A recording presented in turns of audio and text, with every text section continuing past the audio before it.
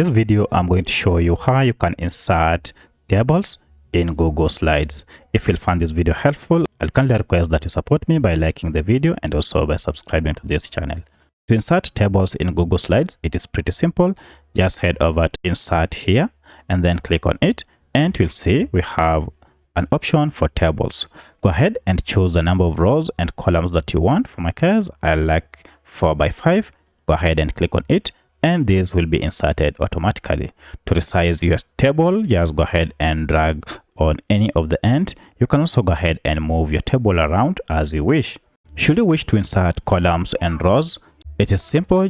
Just head over to the last column or row from which you want to insert and then right click on it, and here you can either insert a row above, you can insert below, or you can insert a column left or right.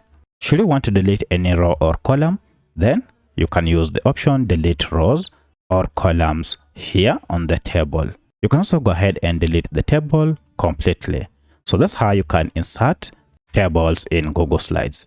If you have any other question, kindly let me know in the comment section. Otherwise, thanks for watching and let's meet in the next video.